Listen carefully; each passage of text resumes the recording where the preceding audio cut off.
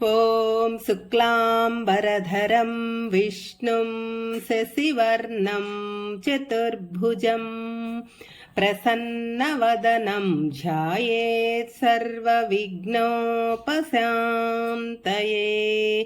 ఓం శ్రీకృష్ణ పరబ్రహ్మణే నమః. శ్రీమద్భగవద్గీత అథ ద్వితీయోऽధ్యాయః సాంఖ్యయోగః. 6వ శ్లోకం. న చైతద్విద్మః కతరన్నో గరీయః యద్వా జయేమయతి వా నో జయేయుః యానేవ హత్వా న జిజీవిషామః తేవ స్థితాః ప్రముఖే ధార్తరాష్ట్రాః. ఇప్పుడు అర్జునుడు పెద్ద సందిగ్ధంలో పడ్డాడు.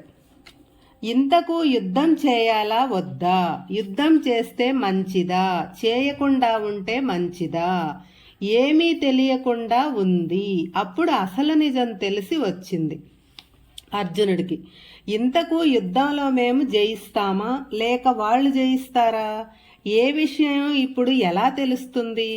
ఏమిటో అంతా అయోమయంగా ఉంది. ఏది తేల్చుకోలేకపోతున్నాను. ఎదుటి పక్షంలో తాతగారు, గురువు, అన్నదమ్ములు ఉన్నారు. వారిని మేమే జయించామనుకో, అందరినీ చంపి మేము 5గురం జీవించి ప్రయోజనం ఏముంది? నా సుఖాలను ఎవరికో పంచుకోవాలి. పోనీ యుద్ధం నుంచి విరమించుకొని వెళ్ళిపోతే ఏం చేయాలి? అడవులకు వెళ్ళాలి లేదా సన్యాసం తీసుకోవాలి. అప్పుడు ఎలా జీవించాలి? భిక్షాటన చేసి జీవించాలి. క్షత్రియుడికి భిక్షాటన నిషిద్ధము. మరి జీవనం గడిచేలాగా ఇలా ఆలోచిస్తున్నాడు అర్జునుడు. అంతేకాదు, ఇప్పటిదాకా నేను అందరినీ చంపుతాను, అందరూ నా చేతిలో చస్తారు అన్న అర్జునుడు ఇప్పుడు జయాపజయములు మన చేతుల్లో లేవు, మేమన్నా గెలవచ్చు లేకుంటే వారన్నా గెలవచ్చు అనే అభిప్రాయానికి వచ్చాడు. ఈ విషయం తన తెలివితేటలతో తేలేది కాదు అని అనుకున్నాడు. కృష్ణుడు ఏదో చెప్పబోతుంటే తానే అడ్డు తగిలి ఏదో అన్నాడు. ఇప్పుడు తన వల్ల ఏమీ కాదనుకున్నాడు. అందుకే కృష్ణుని శరణు వేడుతున్నాడు. ఓ కృష్ణ, నాలో కృపణత్వము అనే స్వభావము ప్రవేశించింది. యుద్ధం చేసి నా వాళ్ళందరినీ చంపుకోవాలా లేక యుద్ధం విరమించి భిక్షాటనతో జీవించాలా? ఎటూ తేల్చుకోలేకపోతున్నాను. నా ఆలోచన మందగించింది. కాబట్టి నేను నీ శిష్యుడను, నిన్ను శరణు కోరుకుంటున్నాను. నీవే బాగా ఆలోచించి నిశ్చయించి నాకు ఏదో ఒక మార్గం చూపించు. ఈ మార్గంలో నడువు అని నన్ను శాసించు. నీ ఆజ్ఞలకు నేను బద్ధుడను అని సంపూర్ణ శరణాగతి పొందాడు అర్జునుడు. అంటే యుద్ధం చేయను అని చతికిలపడ్డ స్థితి నుంచి నేను ఏమి చేయాలి అనే సందేహ స్థితిలోకి ప్రవేశించి అక్కడి నుంచి శరణాగత స్థితికి వచ్చాడు అర్జునుడు. 7వ శ్లోకం. కార్పణ్య దోషాపహత స్వభావః పశ్యామి త్వాం ధర్మ సమ్మూఢచేతాః యచ్ఛేయః స్యాన్నిశ్చితం బ్రూహి తన్మే శిష్యస్తేహం సాధిమాం త్వాం ప్రసన్నం. కృష్ణ, ఇక లాభం లేదయ్యా. పిరికితనం నన్ను బాగా ఆవహించింది.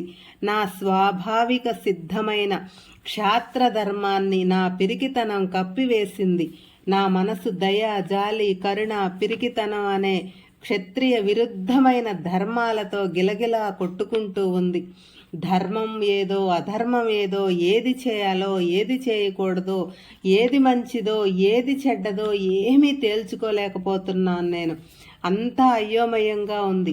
మనసంతా వికలమైంది. నా బుద్ధి పనిచేయటం మానేసింది. నా బుద్ధికి ఆలోచించే నిర్ణయం తీసుకునే శక్తి నశించింది. ఈ సమయంలో నీవే నాకు దిక్కు. నన్ను నీ శిష్యుడిగా భావించి నాకు ఏది శ్రేయస్కరమో ముందు నీవు నిశ్చయం చేసుకొని తరువాత ఆ మార్గం నాకు చూపించు. నేను నీ మాట జవదాటను. నువ్వు చెప్పినట్టు చేస్తాను. నేను నీ శరణు వేడుతున్నాను. నీకు పూర్తిగా శరణాగతుణ్ణి అయ్యాను. నాకు కర్తవ్యం ఉపదేశించి ఈ సందిగ్ధం నుంచి బయటపడేయి అన్నాడు అర్జునుడు. ఇప్పటిదాకా అర్జునుడు తనకంతా తెలుసు అన్నట్టు మాట్లాడాడు.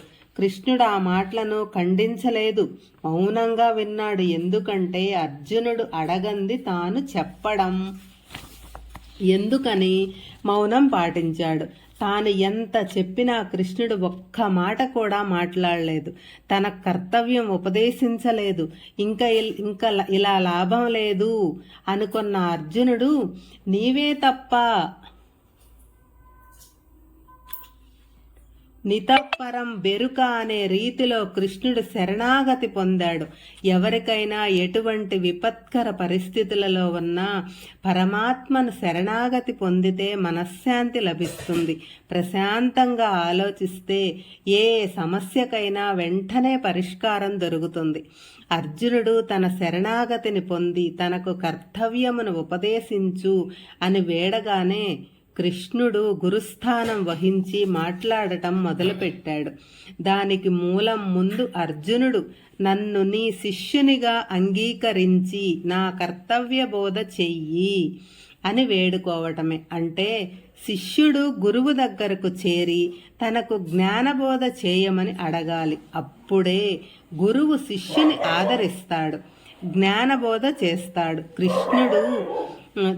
కృష్ణుడు అదే పని చేశాడు. ఈ శ్లోకంలో ఉపహత స్వభావ అని వాడారు. అంటే ప్రతి మనిషికి స్వభావ సిద్ధంగా కొన్ని గుణాలు ఉంటాయి. అర్జునుడికి కూడా క్షత్రియ గుణం స్వభావ సిద్ధము. ఆ స్వభావ సిద్ధమైన గుణములను అజ్ఞానం కప్పివేస్తుంది. ఇక్కడ అర్జునుడికి స్వభావ సిద్ధమైన క్షాత్రమును తానే అందరినీ జయిస్తాను